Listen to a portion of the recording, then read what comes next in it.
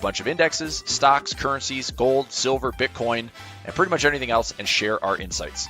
If you're wondering what trades I'm in, if you're wondering what trades I'm taking, and you'd like to see exactly how I'm trading everything, you can actually follow my trading signals.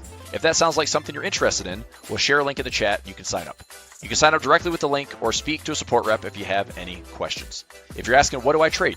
Pretty much everything. Indexes, ETFs, stocks, options, futures, Forex, and crypto. Thoughtful analysis, active trading. Check it out. And now, back to the show. Hey, everybody. Happy Thursday. Welcome back. Yeah, markets closed Juneteenth, but not everything's closed. Currencies are still rolling. Futures still rolling. Let's see what we have going on. So oil. Let's take a look at, let's go ES for futures. Okay, so we just had a close in the futures market. Let's go to live data here. So 5-minute chart, still running. Futures down slightly. Let's go back to the FOMC yesterday. Very noisy day. We battled it out in the markets. I'm up a couple $1,000 on the NASDAQ futures right now, which is kind of nice. But I paired it out, so I'm still waiting to see like where kind of the accordion is. Like, am I getting like my big pushes are hitting my profit targets? Am I getting stopped on some of my trades? Am I going to get stuck in between the pairs trades where my stop losses are hit, but my profits haven't run all the way to hit that asymmetry of like 2 to 1? That's a very real possibility in some of those pairs trades. But yesterday in the trade battle, I paired NASDAQ. I was short NASDAQ and long Russell growth. I paired gold euro with gold Aussie. I paired, which honestly I don't know which one I I don't know which one I went short on. I think I was long gold Aussie, which I'm hoping I guess I can check. So NASDAQ's up $2,700. Like that trade's looking pretty solid, but look at these gold trades. Gold euro long, it's actually upside down. Gold Aussie short, that one's down. Like I'm somehow losing on both of those. But Aussie is super weak today. Take a look at the currency chart, right? Like this is today's currency strength. Yesterday, Aussie on top, New Zealand there. Everything else kind of stuck around. Even with FOMC, it was a bunch of noise. This is at 10 in the morning. Nothing really happened. FOMC was kind of a dud, which was kind of expected. Powell was very careful with his comments. Today, a little bit different. Opens up to the downside a little bit. I think this is a risk-off flow. So Aussie, New Zealand getting beat up a little bit. CAD, I saw the dollar CAD pivot pretty hard the last couple of days. Japanese yen just about baseline. We have the pound on top. They did not cut rates. They paused at 4.25. The Swiss did cut rates. The official cash rate now for the Swiss National Bank is 0%. The dollar and the euro are also on top. Because this is a U.S. holiday, Wall Street's closed. So this type of behind the scenes flow we'll get into tomorrow's trading to end the week. I'm as curious as everyone else. Like, are we going to get like a big blowout move somewhere? If you go into the charts, here's a look at the market. I said yesterday, like this level that was last Friday's low is going to be really important. This is a SPY at 595. If you go, SPX, you're looking at this low around 59.62. So if we are going to press lower going into Friday's trading, I think this is a pretty important floor to watch. We're only another like week away from ending the month and end of the quarter. This is going to be Monday the 30th. But if we push out all the way to next week, I still wonder if we're going to be down here towards like 59.05, 5,900, maybe some room to fall before we start making like a magnetic move towards this 6,100 handle. As far as like big option levels, let me bring up another workspace here. So SPX, some big monthly levels. Just let's pay attention to these big, huge green ones. This is out to August. Big expiration August at 59.05. It's 59.05, which is what I've been talking about here for a while. Also, this one all the way down to 5,800. Like these are starting to light up a little bit. So if you go to the slightly higher time frame, going out to July, going out to August, this market, if you've heard of the volatility cone, so this is likely the potential move of where the option market can take us. This is where the expected move could be on the S&P. 6,100 kind of on the upside, and around the 5,900 to 5,800 on the downside. Obviously, the downside would be, okay, so we have IV go up, we have implied volatility go up a little bit, the market sells off. This structure, if it's breaking, right, we're on the right-hand side of the trend line. If the structure, breaks these recent floors, I think this can fall and, tag that low, come after some of these gaps that we've seen. This, if I'm not mistaken, is the US-China trade agreement gap right there. Yep. So that's the big old agreement gap that I think at least gets tested back to 58. If it fills the gap, that's at 56.82. I'm still a buyer in that dip. I really am. I'm still like positioning for income. I'll probably maybe dollar cost average into some SPY, some Qs, small, maybe just a couple $1,000 and try to build it up.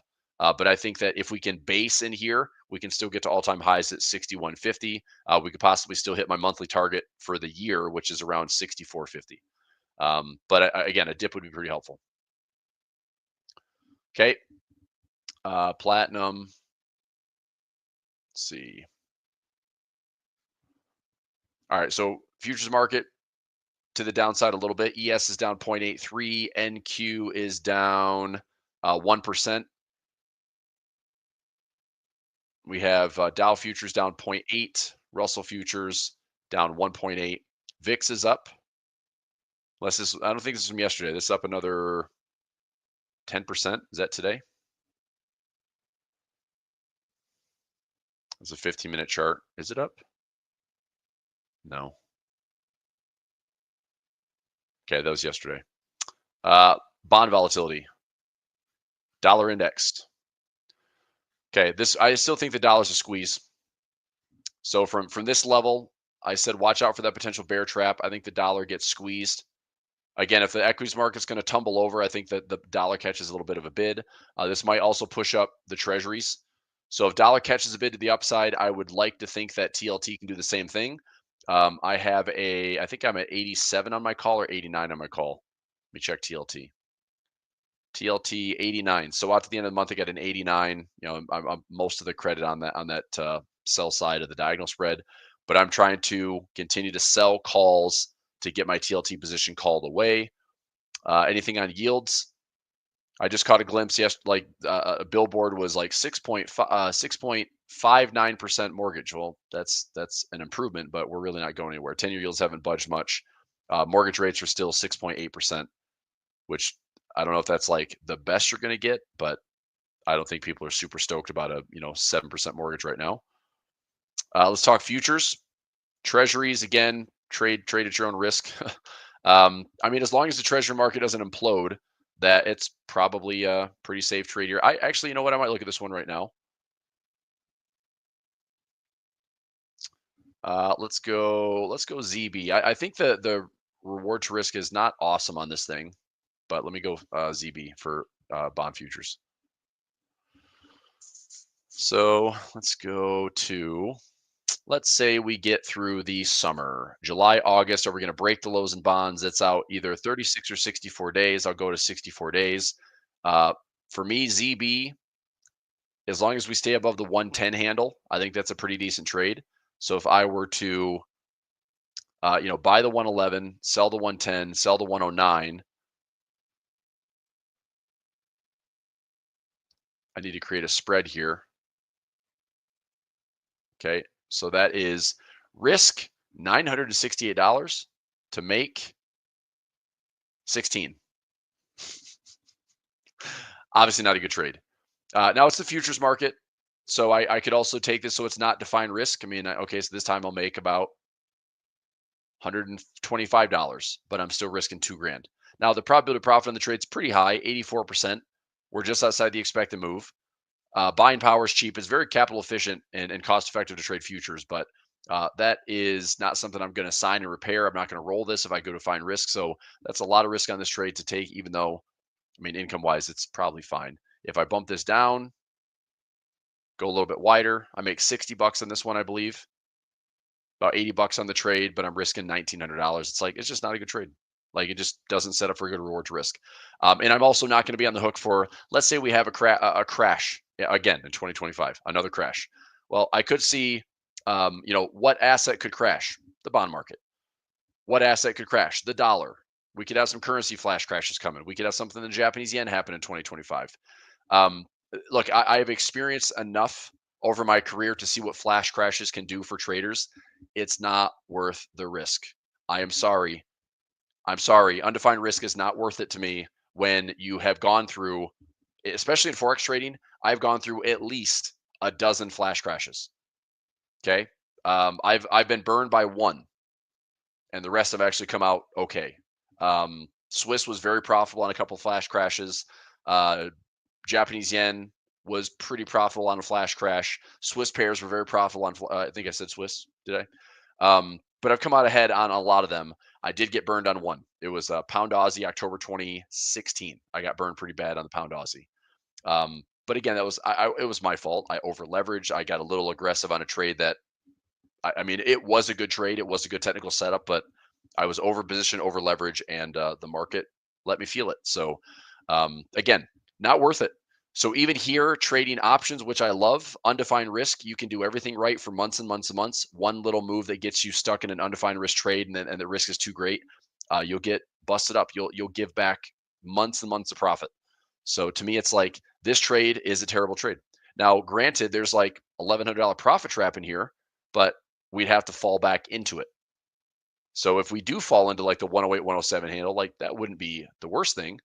I mean, we come down to like 107, my trade's actually not in jeopardy necessarily. If I did this, if we came down to 107, my trade's not really in jeopardy. If I did that trade there, I can make about 60 bucks, which is what I'm not excited about. I don't care about 60 bucks. Okay. This trade's a little bit better, but I'm risking a lot more money. This trade I can make, 100 bucks, but I'm risking 28.90 if I'm wrong. So obviously there's a profit trap built into that. Could I do something like this instead? Build this out to like a $1,900 profit trap. Max loss now at 1140. This one might be a little bit better. Make in. Let's see here. That's now a debit. Never mind. I can't even turn it to a credit now, so it doesn't work. All right, ZB, I'm over it. I'm over it. Let's go to another futures. This is Aussie futures. It's like trading the Aussie dollar. Euro futures like trading the euro dollar. Pound futures like trading the pound dollar. Palladium. So look, platinum's already started to make a crazy run. Platinum is ripping like crazy. I don't buy the rips. I try to buy the dips. So I was watching this yellow box. I didn't get a chance to enter. I was looking at like PPLT, trying to trade platinum around this 900 or sub 900 handle. I didn't do anything, unfortunately, so I missed out on that run. PPLT I have down at the bottom, but corn, anything here, meh. I mean, if corn comes down into like these multi-year lows back during COVID, then sure, corn looks long. Soybeans comes down to this multi-year support, looks long. Wheat, same thing. I mean, is this a giant falling wedge? Maybe. Right? Is this a giant falling wedge? Maybe. But I could also see a lot of indecision here, right? A lot of indecision, a lot of indecision, a lot of indecision. Eventually, yeah, maybe wheat looks good. Just not now, but trying to position for it in the, I don't know, maybe the next 6 months if we get a trade. Cocoa, just for fun. I think this is setting up for like a monster head and shoulders. Left shoulder, head to neckline. I mean, if we come back up here, if we hit the highs again, that could also be a really good spot to look at a resistance channel and then sell this thing back down. PPLT, that's the platinum ETF. This would have been a great trade. So you bought anywhere between like 90, that would be equivalent to like 900 platinum. Anywhere in there, it's about a 30% rip. So not a bad move to the upside.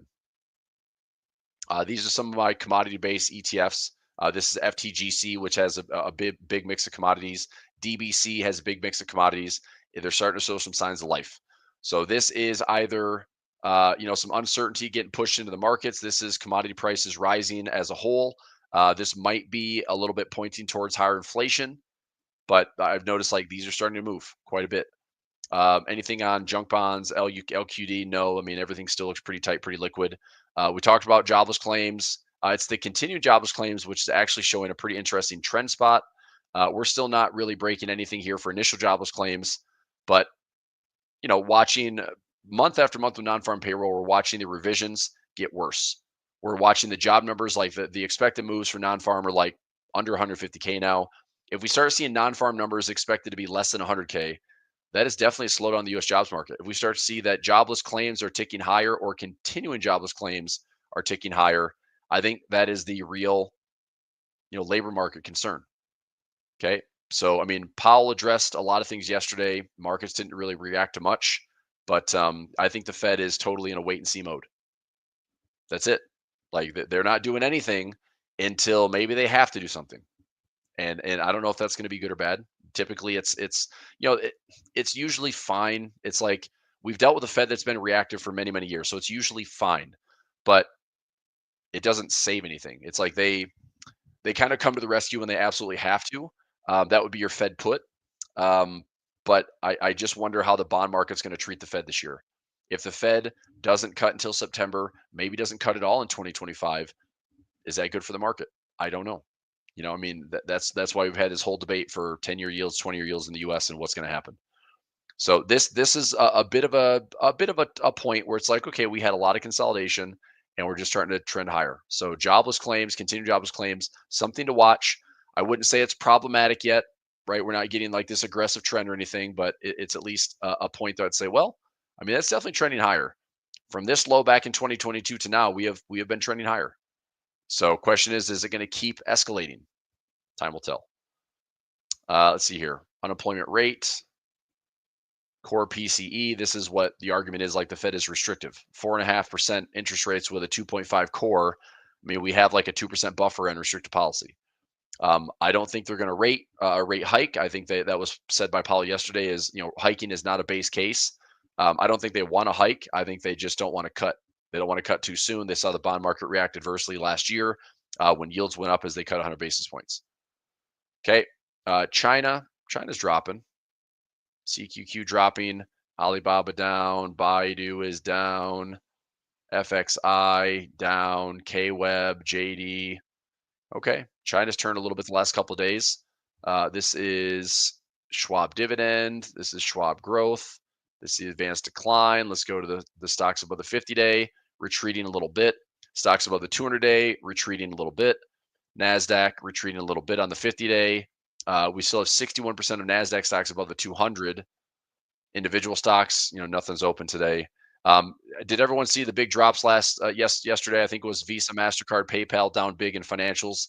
Stable coins. This news on stable coins, if it's going to let basically retailers offer customers a new way to pay, that hurts the middlemen. So that was a big drop yesterday. I'm looking at that thing. That's a big drop on Visa. I'm surprising Amex was up. Are they the one credit card that's like, we do stable coins too? Johnson & Johnson, where's my MasterCard? Yeah, MasterCard down a lot yesterday. Visa down a lot yesterday. PayPal took a pretty nasty spill. I've got a PayPal trade on both ways. So if we get down to like $63 or $62, I should have a nice winner on PayPal. What else? Progressive, all the way back down to the 200 moving average. I have a ratio spread on Progressive down to like the I think it's the 220 or 210. Let me check that here. PGR. A 220 by 210 and a 195 by 190. Yep. So 220 by 220 by 210 and a 195 by 190 ratio spread. So right here. PGR. There it is. Oops. So ratio spread. Keep an eye on those. Hopefully this 200 moving average continues to offer some really strong support. CB, same thing. If it dips a little bit lower, I might take a stab at this one as well. Palantir up near highs. I mean, 2 days ago was at all-time highs. I still like a dip or pullback. I have some, way out of the money option trades, some ratio spreads. Is that it? I might have more. Maybe some naked puts. Palantir. 1111 and a ratio spread. So it's up some profit. That's good. That's it. Like I haven't really owned a lot of Palantir, which I know I've missed out on a lot of profit for that reason, but I've still generated, plenty of money the last 2 years now on just trading options. So it may not be perfect or pretty, but still gets the job done.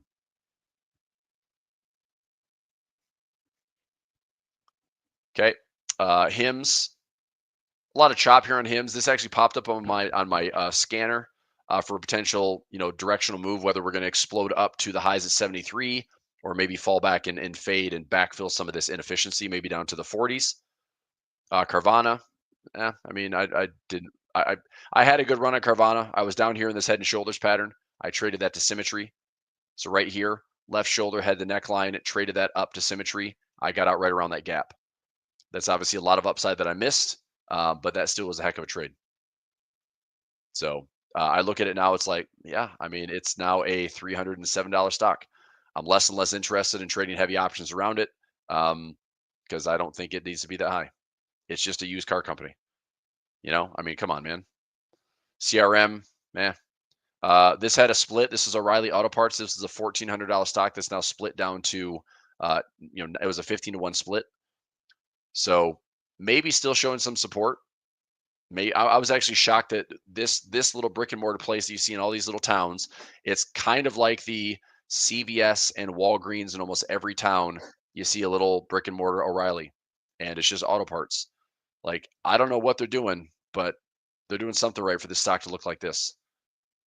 This thing has been bullish since 2017 and hasn't, I mean, I guess it's technically been bullish since freaking ever. 2010. It's like nothing has stopped this thing. So good on O'Reilly, I guess. People need their car parts. All right. Zillow, Uber, robo taxi stuff, Waymo. I'm starting to read more that that might be driverless taxis. I thought Lyft was going to take a little piece of that. So Lyft has been fading a little bit. I've got some calls on Lyft. I bought the shares around 12. I bought them at 11.79. Put on a put. That put is worthless. So I've got to break in at 12.29. I'm going to see if we can get back to these highs around 17 or 18 bucks. Sector wise, not super excited about sectors unless we get some pullbacks. I mean, communication services, I'm not buying highs. Okay. Consumer discretionary, probably my least favorite. If the consumer pulls back, this one's going to feel it the most. So I'm probably going to stay out of this one for now. This is consumer staples. If we come down and test support around $75, I'll take a stab at that one. Energy, obviously, energy prices have gone up in that squeeze. So my naked puts are doing fine on XLE. XLF financials, maybe a range, maybe gets the highs with the S&P, but I'd rather trade the S&P. Healthcare, I actually do like this sector. Johnson & Johnson, Pfizer, XLV, I'm in some ratio spreads here. XLI Industrials, sitting at highs. We had this huge rip from the bottom in April all the way up to current. I mean, any type of dips and pullbacks, I wonder if industrials will still perform well. Right? So if we have this low, this high, do we pull back here and settle in and then go higher? Maybe. I mean, industrials have been one of the top performing sectors in 2025. So if we get a pullback, I'll draw a fib here. If we get a pullback, doesn't have to be anything massive, but maybe a 38 to 50% pullback. 38, 50% pullback. If that happens, try to retest the highs. Basic materials, same thing. Low to high. Do we get a pullback? I hope we do. Real estate. I'm staying to this one until rates are cut. XLK Tech, near the highs. This is the U.S.-China trade agreement gap. I would like to think that there's a pullback coming, just kind of in the broader market. And if this one with a bit of the risk on, risk off sensitivity, that maybe we pull back to this like 225, 220 zone. Okay, heavily weighted. Like the sector tech or the tech sector is heavily weighted, just like the Qs are. Utilities, a little bit choppier, but sitting at highs. This one wouldn't be bad. I mean, the premiums are pretty crappy, but if I were to get into like a $78 or $76 put, or even some naked puts here out to 70, like that's okay. It's just not a lot of credit that I would get. Okay, currencies.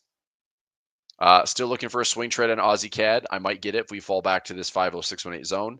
Aussie Swiss, a little bit down today. Still waiting to see how the structure plays out. Something like this. Maybe that trend line break to get back into this cluster of support. That's what I like to see on Aussie Swiss, if possible. What else? Aussie Yen. Meh. Aussie New Zealand. So Aussie up, New Zealand down. I'm still long in this currency pair. I'm trying to get back to 111.50. I would like to get it to 114. But these are my levels. I'm just waiting, like pending order at 106, pending order at 103, pending order at near parity. I'm trying to get back to like this 114 handle, but I'd still take off the trade around 111.50. Aussie dollar, dollar getting a little bit stronger. Perhaps this is a pullback. So watch this structure here. If this is going to hold, maybe this dollar pulls back. Let's say 63.50, maybe 6,200. If it's a swing trade, that still looks like a pretty good trade. That looks like a good trade to me. It's kind of wild how the Aussie dollar and New Zealand dollar have both end up like kind of going to sleep in this chop fest. We had this huge, disruptive move in April, and it's just been nothing but chop. Slightly angled up, but mostly chop. CAD Swiss, even with energy prices up, even dollar CAD falling, CAD Swiss is barely moving. Keep an eye on it though. If we break this resistance, I'd like to see the CAD Swiss get some legs. See if we can run back to this 200 moving average. CAD yen, best trade was back in April. Swiss yen, I don't know, no trade. It's 0%. Honestly, if you hold Swiss yen short, you should. Depends on your broker, but you should be getting positive swap if you hold this one short. So I think on a positive note, this one now having like 0.5% JPY swap or interest rates to 0% Swiss, is it possible that this thing runs up into these highs, rolls over, comes all the way back down to the lows? This is officially on my radar. I might actually take a trade here on the Swiss yen, but definitely with a stop loss. So if I get some confirmation, then I'll probably take a little stab here, reserve another position for the highs. So trade 1, trade 2, and then see if this rolls over to the bottoms. Take profit. So a little bit trend line cooperation would be great. Swiss yen's on the radar. Euro Aussie, nothing. Euro CAD, nothing. Euro Swiss, holding. I'm still holding long, trying to get back to 96 or higher. Euro Pound. This one's had like, what happened? This was like the easiest, most boring currency pair, and since April, it's deciding to trend and move. It's not high volatility, but my gosh, it's just not the chop fest it used to be, I guess. So not a bad thing. It's just different. Kind of crazy. Euro yen, we've cleared some recent highs. I would say the sell trade on euro yen, if you're interested in selling, is going to be based on this. Until that trend line breaks, I would not be a seller of this currency pair. Euro New Zealand, a bit of risk off would push this higher. Euro dollar, we're at 1460. We've had just a slightly lower low from yesterday's FOMC off the recent highs at 1633, which I thought was a bear. This is a bear trap in the DXY and a bull trap on euro dollar. So that actually turned out to be a great sell trade. If you sold that thing at 1575, that's a pretty good sell trade.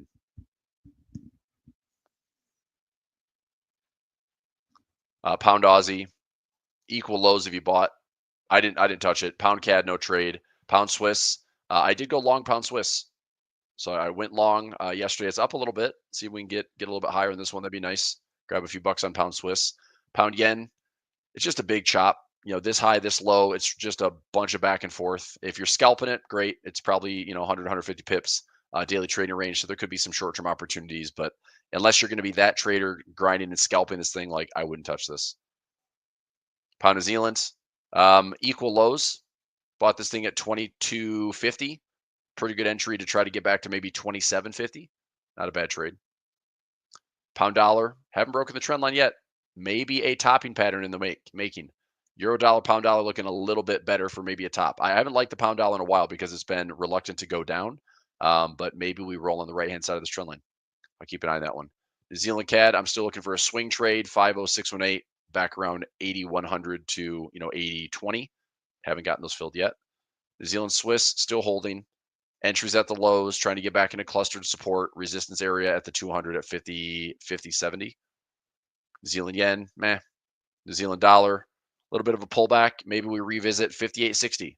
Maybe we pull back a little bit more. I could see this being a pretty good trade. I'm not selling it. I'm saying looking for a bounce here. Look for a bounce in here, trade it back to the highs. Just a range trade. If it comes back down to the lows again, I'd still like buying this pair. Okay.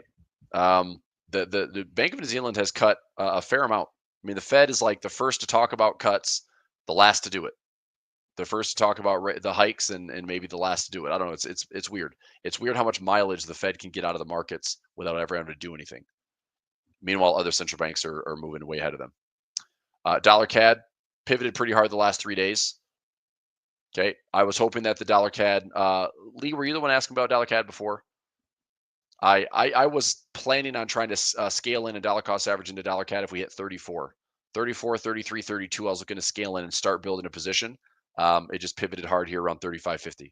So I'm not in it yet, not in it yet, but maybe this is a retest of the trend line and then a rejection, maybe.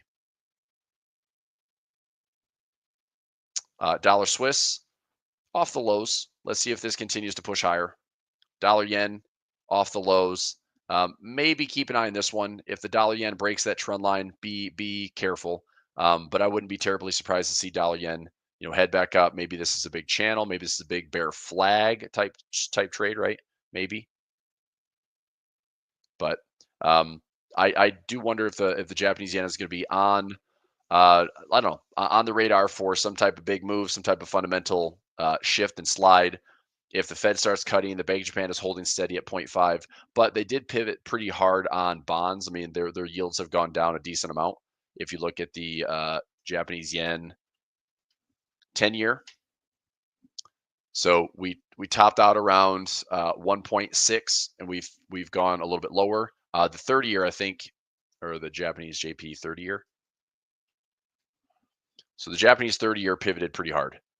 That was a 3.2. Now it's down to 2.9. That's a 30 basis points drop. So I think the BOJ is kind of back into like a pause or even getting a little bit more dovish with their narrative. I don't think they're cutting necessarily, but they're just not talking about raising rates anymore. Okay. What else? Bunch of stocks here, random stuff. What is this? Consumer price index. That's NASDAQ compared to Bitcoin, SP compared to Bitcoin, NASDAQ compared to gold, SPX compared to gold. All right. Price to earnings, I think in S&P is still like 22 right now. Short on gold right now. Let's take a look at gold and silver. Well, I did. Did I short gold yesterday? I don't think I did. I think I put a limit order in at the top. I didn't do anything on gold. Actually, I take that back. I did a long gold euro and a short gold Aussie, and somehow both are upside down. So gold dollar is down a little bit, not much. I think this is, maybe supported into these highs, and then gold probably turns for a range. I think we have resistance here. We have support here. If we're going to make another big break on gold, I think that could be because inflation data is higher or we have bigger geopolitical concerns. Maybe this, I don't know, maybe this trade war stuff gets a little bit different, or like this 90-day pause turns out to be like a big, I don't know, a big drama thing where it's like we're going to pause another 90 days. Nobody knows what negotiations are. We have is anybody like, is anyone tracking how many countries we have that have lined up to do trade deals with us? I've heard of like one, UK, right? We're dealing with China, UK. That's it. And then Scott Bessent tweets this week like, "Oh, big deal's coming." It's like, did Donald Trump tweet that for you? That sounds like him. So it's like we're clearly jawboning this trade war thing. Anyway, point is, I think gold is great with the portfolio. I just don't know if we're going to bust through these highs. This bar count is what is keeping me from being a lot more bullish in gold. Okay, I look, gold sitting here at the highs and accumulating and going sideways is a very bullish sign in my opinion. Okay, but I'd like to see it accumulate. So if we get back to these highs and we fade, that's fine. I just want to see if it holds support and we can buy, take it back up. That's profit target one. We break higher, ride this thing. Okay, so gold still looks pretty good. I just want to get discounts. Silver, I still like silver a lot. I'm looking for trades to backfill. So if I get a silver entry, silver entry, silver entry, silver entry, this is about $2,500 per pending. Okay, so 10 grand in silver, and I'm looking for this to go up to about $48. So if I get filled on all four of these positions, that's roughly break even in here around 34 to 48.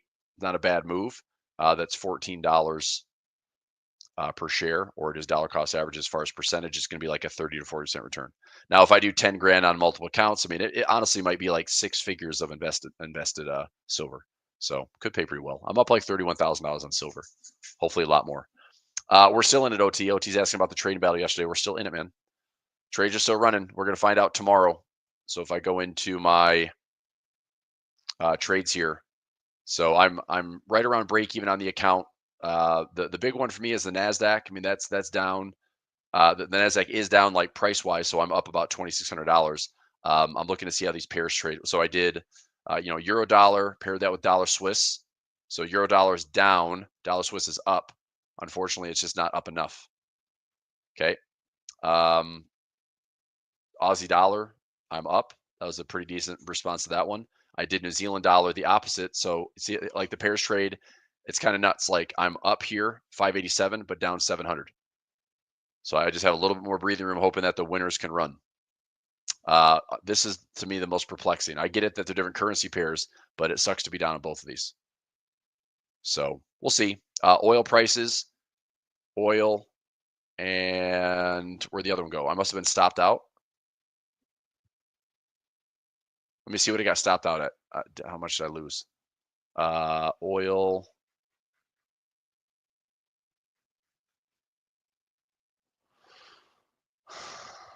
There it is. UK.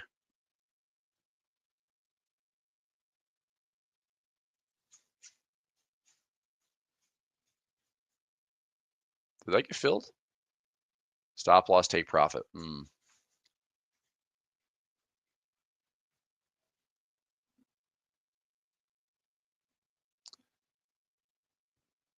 Okay. Anyway, I did have, I thought I had a Brent, and yeah, so that's Brent. I'm looking at US oil. Oh, they're both there. Never mind. Okay, so UK oil is up $720 and US oil is down 342. So that pair trade is working out fine. The China deal went through. No, it didn't. It didn't. This whole thing's not done. We're not done with China. Okay. Trump tweeting that it's done. It's not done. There's still more to go. We gave them another pause. Like there's another pause until August. There's another pause, probably another 90 days after that. That's what I think the whole world's going to get come July, 9th or 10th or whatever that first 90-day pause is. The whole world's going to get another big window. So it's not done. Look, you can't ink global trade deals in 90 days. So it's not done. Yeah. So we'll see. And if it's just a big fat pause, then it's like, what's the point of causing the mayhem in the first place? I guess you just get everyone's attention and then make the world maybe second guess if they want to do business with you. So we did that, but here we are. Like, world has to see. I mean, look, the U.S. I mean this. The U.S. has to be stable. If the U.S. is stable, U.S. is resilient, U.S. is performing well, world benefits. If the U.S. slips into low growth, slow growth, job losses, stagflation, recession, I think the world's going to drag.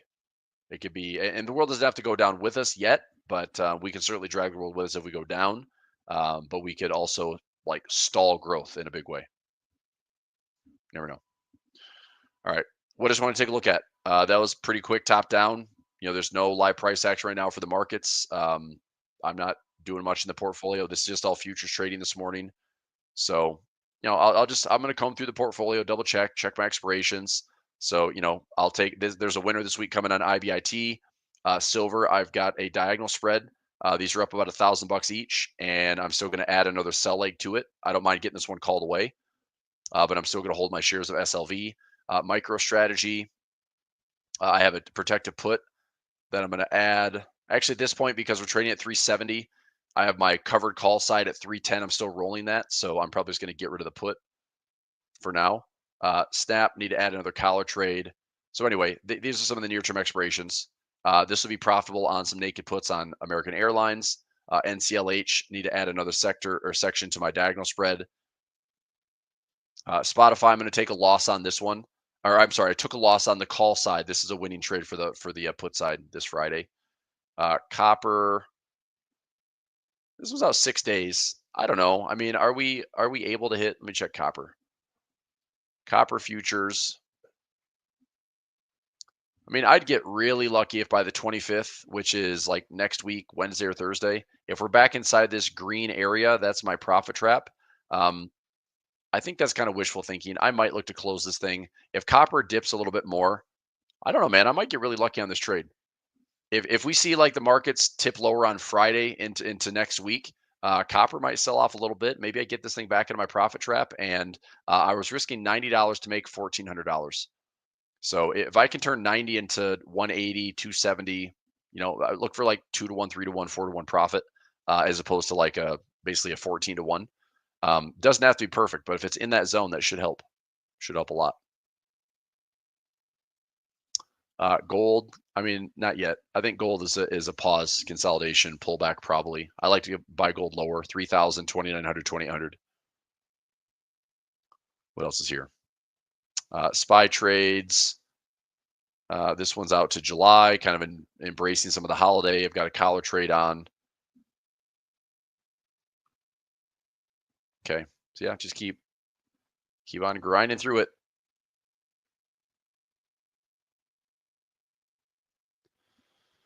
Okay, any other questions for me? I did just wrap up well, I'm trying to think. I'm just gonna have some videos posted today. I'll probably do a trading view video, post that. If you're in my Pulver alerts in Discord, look for the updates in my trading journal. I'll have a video that I'll share later today, just kind of doing where the market's at.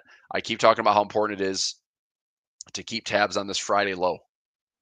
Okay, keep tabs on this Friday low. If the market opens lower, Friday could be an interesting push. Like post holiday, is the market like pent up, ready, or we're starting to see some futures flows that gets us into a Friday move?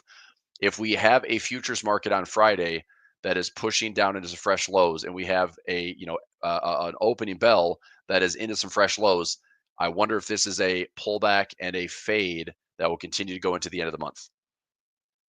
It wouldn't surprise me based on the 5,900 JP Morgan gamma level. That is basically like a 10-20 delta call that's been exceeded. So I'm watching that level very carefully. Dollar Swiss, yep, dollar Swiss was up a little bit today. Not much though. I mean, I like dollar Swiss. I like it a lot better on the right side of the trend line. So I'm personally long dollar Swiss. Break even's around 85. I'm trying to get to 87.50. I'm waiting to add more to it on the right hand side of the trend line. I just want a bit more confirmation.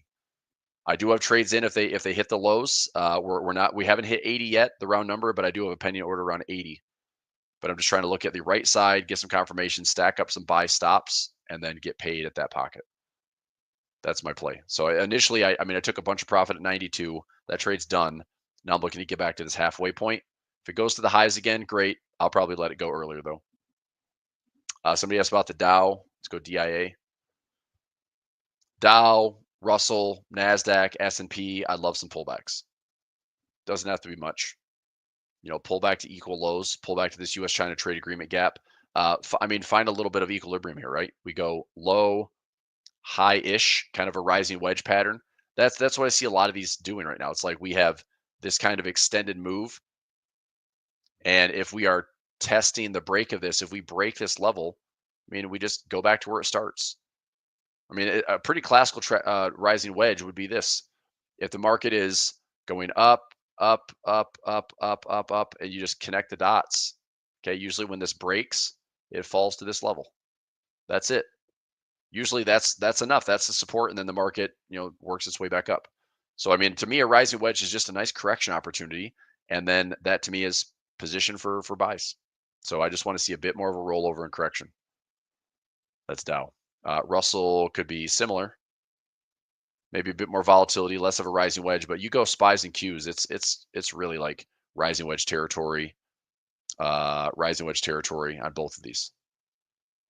So I don't know. It has room. It has room to roll over. I don't know if it's going to. I think it will. I'm